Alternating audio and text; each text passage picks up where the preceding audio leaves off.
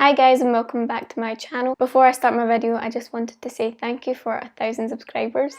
I'm really happy about it and I just wanted to say thanks. So I was thinking about this video I did about a year ago with my friend, and it's basically me interviewing her about learning English, and in the video she talks about how once she overcame something, there's always another thing to overcome in a language. So I'm going to put it in right now because I'm bad at explaining and you can see what I'm talking about. ¿Pensaste que era lo más difícil de aprender inglés? En cada etapa hay algo más difícil. Por ejemplo, al principio era memorizar cosas. Por ejemplo, los verbos irregulares. Begin, began, begun. Ese tipo de memorización, pensaba que no había espacio en mi cerebro para memorizarlo. Después fue la pronunciación, que sigue siendo lo más difícil ahora. Después también la entonación. O sea, cuando empiezas a pronunciar bien, lo que te preocupa es entonar bien, sonar un poquito menos español. Porque son tonterías, pero aunque esté bien pronunciado, a veces sigue sonando demasiado tu idioma original. Entonces, yo creo que hablar como un nativo son muchos años de trabajo y mucho trabajo. So the first thing that I find difficult about Spanish is past tense conjugation. Now I've actually talked about this a lot on my channel because it is something that I've been struggling with for a while. But I do have to say, I think in the last 6 months or so, I have improved on it, because every time I do a video in Spanish or every time I talk to someone in Spanish and I have to use the past tense, it really helps me to drill it into my head a little bit, or to know when to use it. Because sometimes I use the preterite tense when I'm supposed to use imperfect, or I use imperfect when I'm supposed to use preterite, and it's just like a whole thing, so yeah. Also, I always get confused between ser, estar and ir, like the 3 of them verbs in the past tense, and also because it's really weird because ir and ser have the same preterite past tense conjugation. If you're learning Spanish, you know what I'm talking about, okay? It's just difficult. Okay, number 2 on my list is numbers. Numbers 1 to 100 are okay for me, but I think it's big numbers that I struggle with, and I think this is something that a lot of people struggle with when they're like speaking another language. Even if you're not like language learning, if you just sort of like grew up bilingual, sometimes it's hard to say like big numbers.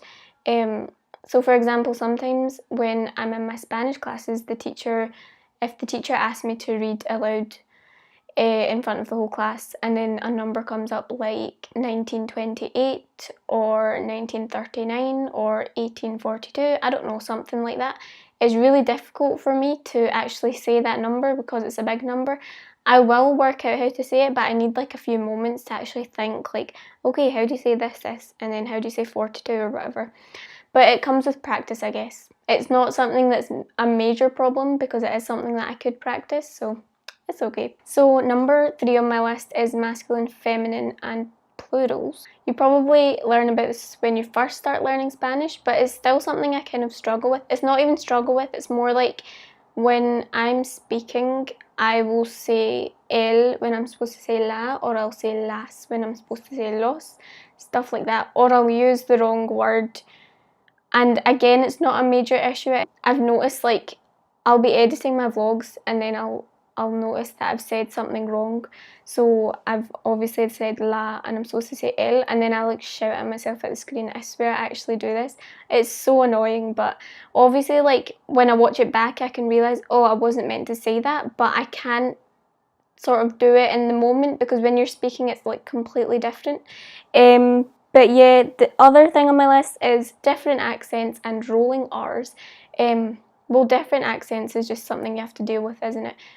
For example, even in English, like even just within the UK, there's so many different accents, and even some accents in the UK I think I would like struggle to understand sometimes, and actually some people struggle to understand the Scottish accent. Well, my accent's not strong at all, so I think people don't have any trouble understanding what I'm saying, but for example, maybe someone else, they would probably have trouble understanding them. Yeah, I was just going to talk about how last week I was at the train station. I was reading a book and then I was proper into the book, and then I started hearing these people talking in Spanish, and then I was trying to like eavesdrop on them. So I started listening, and then I was like, I can't understand what they're saying. But I knew that they were speaking Spanish, and I could like pick up a few words. The other thing, rolling R's. I can't do it naturally in like sentences, like when I'm speaking, but I can do it like when I'm not speaking. For example, like perro means but and perro means dog, but obviously because I'm intentionally saying perro, I can say it, but when I'm speaking in sentences, I can't really do that. All of the things that I've mentioned, they are actually like fixable, and I'm sure over time I can like overcome them, like my friend said in the video. But I just wanted to make this little video because I just wanted to say, like, if you are struggling with something, don't feel disheartened by it or demotivated by it, because there are ways to overcome it. So that's all for this video, and please leave me a comment in the comment section about things that you found difficult in Spanish or any language that you're learning. Thank you so much for watching, and again, thank you for 1,000 subscribers. I'm really grateful. Muchas gracias por ver y nos vemos en el próximo video. Ciao!